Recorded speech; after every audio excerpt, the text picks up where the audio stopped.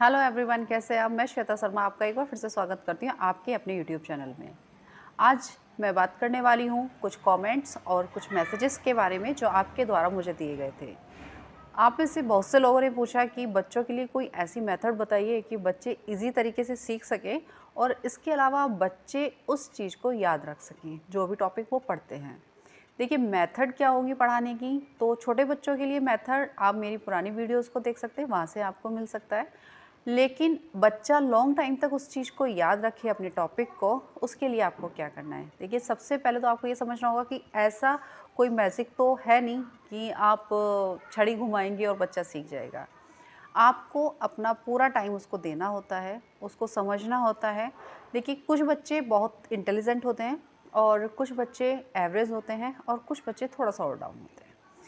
तो हर बच्चे के साथ अपना एक माइंडसेट होता है। हर बच्चे को एक दूसरे से कंपेयर नहीं कर सकते। देखिए, जो बच्चे इंटेलिजेंट होते हैं उनको एक बार कोई बात बतानी होती है, सिखानी होती है, वो सीख जाते हैं। लेकिन जो बच्चे एवरेज हैं या फिर थोड़ा-सा और डाउन हैं, तो उन बच्चों को सिखाने में थोड़ी-सी परेशानी आती है। लेकिन परेशानी का मतलब ये नहीं होता कि वो बच्चे बिल्कुल नहीं सीखते। अगर आप उनको सही टाइम अपना देंगे, तो वो बच्चे सीख जाएँगे। देखिए, अगर आपका बच्चा ऐसा है कि कमज़ोर है पढ़ने में, तो आपको थोड़ी ज़्यादा मेहनत आपको करनी होती है। उसके लिए आपको क्या करना है कि आप उसको दिन में सिर्फ़ एक ही कोई टॉपिक पढ़ाएँगे, उसके ऊपर कोई बर्डन मत डालिए कि वो एक साथ सारे टॉपिक पढ़ेगा। अगर आप उसको एक साथ सारी चीज़ें बताना शुरू करेंगे ना, तो आपको आपको भी कोई फ़ायदा नहीं होगा और बच्चा भी नहीं सीख पाएगा। देखिए, अगर आप कोई रेसिपी सीखना चाहते हैं और आप एक दिन में 4 रेसिपी सीखना चाहेंगे तो नहीं हो पाएगा ना। आप एक बार में एक रेसिपी सीखेंगे तो आप अच्छे से सीख पाएँगे। सेम बच्चों के साथ भी होता है। तो उसके लिए आपको क्या करना है, आप जब भी एक टॉपिक पढ़ाते हैं बच्चे को, मान लीजिए आपने इवनिंग के टाइम में कुछ उसको पढ़ाया, तो उसको नाइट में ज़रूर पूछिए कि हमने क्या पढ़ा था या उसका आंसर क्या था। इसके अलावा जब आप मॉर्निंग में आपके पास टाइम है, तो आप एक बार बच्चे को फिर से रिपीट कराइए। आपके पास जब टाइम होता है इवनिंग में, आप उसको फिर से रिपीट कराइए। उससे क्या है, उसका रूटीन बन जाएगा। फिर आप 1-2 दिन का गैप दे सकते हैं और उसके बाद उसकी फिर से उस टॉपिक को आप पूछ सकते हो। आपको आंसर मिलेगा कि बच्चे ने कितना सीखा। देखिए, जब हम कोई चीज़ रिपीट करते हैं, तो हम उस चीज़ को बहुत आसानी से सीख पाते हैं। तो ज़रूरी होता है कि हम हर चीज़ को रिपीट करें और उसको समझ सकें। तो बच्चों के साथ भी सेम प्रॉब्लम है, तो बच्चों को रिपीट कराना ज़रूरी होता है। आपके साथ क्या करते होंगे आप, जो मुझे लगता है कि आप उसको एक टॉपिक पढ़ाते हैं और आपको लगता है कि इसको ये याद हो गया, आप इसको छोड़ दें और यहाँ से आपकी परेशानी शुरू होती है। दूसरा आपको क्या करना है कि आपको अपने बच्चे को मोटिवेट करना होता है कि अगर आप बेटा ये सुनाओगे या इस टॉपिक को याद करोगे, तो हम आपको एक चॉकलेट देंगे, आपको एक कैंडी देंगे, कुछ भी हो सकता है। तो बच्चे का इंटरेस्ट उसमें जागता है कि अरे वाह! मुझे तो चॉकलेट मिलने वाली है। अभी हम क्या करते हैं, हम उनको अननेसेसरी उनकी डिमांड को पूरा करते हैं, तो उनको लगता है कि हम ये चीज़ नहीं भी करेंगे तब भी हमको मिलनी है। आप उनका टारगेट फिक्स कर दीजिए कि अगर आप इतनी देर पढ़ेंगे और वो टॉपिक को याद करेंगे तो आपको ये चीज़ मिलेगी। मिलने का मतलब ये नहीं कि आप उनको फ़ोन दिलाएँगे या आप उनको बहुत बड़ी कोई चीज़ दिलाएँगे, ऐसा कुछ नहीं है। सिर्फ़ छोटी-छोटी चीज़ें आपको करनी होती हैं कि आपको चॉकलेट मिलेगी, आपको कैंडी मिलेगी। देखिए, बच्चे का बहुत इंटरेस्ट होता है इन सब चीज़ों में, तो आप इस तरह की चीज़ें ट्राई करके देखिए। उनके अलावा हम सबसे बड़ी प्रॉब्लम बताइए क्या करते हैं, हम खुद करते हैं कि हमारे यहाँ पे अगर कोई आता है तो हम बोलते हैं हमारा बेटा तो पढ़ता नहीं, हमारा बच्चा पढ़ता नहीं। तो हमारे बच्चे का जो कॉन्फिडेंस लेवल होता है, हम उसको खुद ही डाउन करते हैं। देखिए, मैं ये नहीं कह रही कि आप अपने बच्चों की अननेसेसरी तारीफ़ कीजिए, उनको बढ़ा-चढ़ा करके बताइए, लेकिन फिर भी आपको ये करना है कि कम से कम बाहर वालों के सामने अपने बच्चे को डिसअपॉइंट मत कीजिए।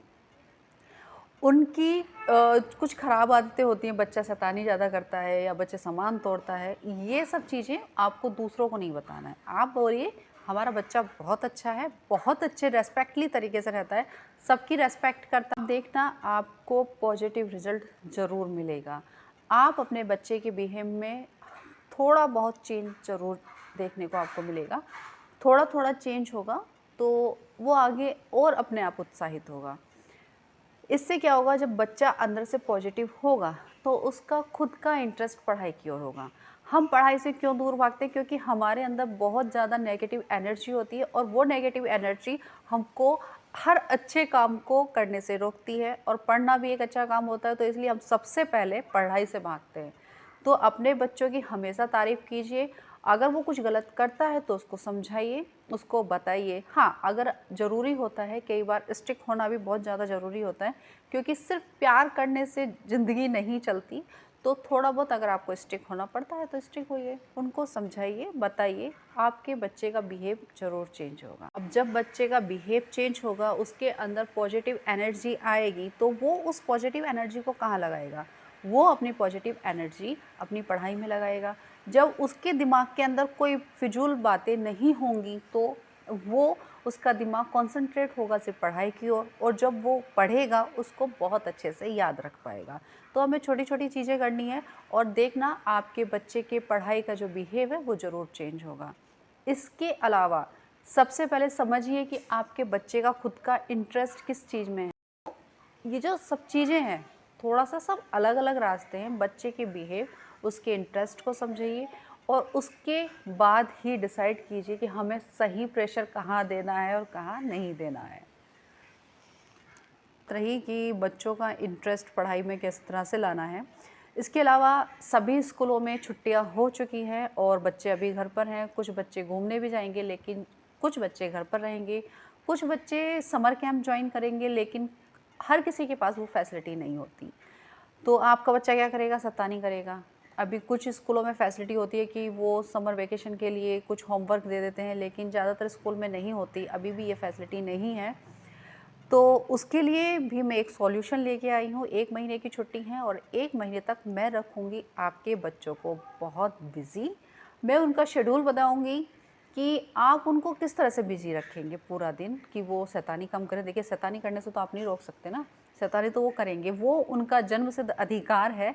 लेकिन इसके अलावा कुछ चीज़ें होंगी, कुछ पढ़ाई से रिलेटेड कुछ उनको एक्टिविटीज़ होंगी, और कुछ इस तरह के फ़न होंगे जो आप खुद उनके साथ इन्वॉल्व होकर के कर सकते हैं, और बच्चे का इंटरेस्ट भी जागेगा कि भाई मेरे पेरेंट्स मेरे साथ में बिज़ी हैं या मेरे को टाइम दे रहे हैं। तो छोटी-छोटी एक्टिविटीज़ मैं आपके लिए हर रोज़ लाऊँगी 30 डेज़ तक। लेकिन उसके लिए आपको क्या करना होगा? उसके लिए आपको मेरे चैनल को सब्सक्राइब करना होगा, ताकि आपको मेरी जो नई-नई वीडियो आएँगी वो आपको मिलती रहे। और इसके अलावा आपके पास कोई भी सवाल है, कुछ समस्या है, अगर आपको लगता है कि मैं आपकी प्रॉब्लम का सॉल्यूशन कर सकती हूँ, तो आप बेझिझक मुझे बता सकते हैं। मैं आपकी समस्या का समाधान ज़रूर करूँगी, इसीलिए तो हूँ मैं। तो मिलते हैं नेक्स्ट वीडियो में, तब तक के लिए बाय बाय। अपना ध्यान रखिए, घर में रहिए, सुरक्षित रहिए, घूमिए फिरिए, लेकिन थोड़ा-सा सुरक्षा के साथ में घूमिए। मिलते हैं नेक्स्ट वीडियो में, बाय बाय।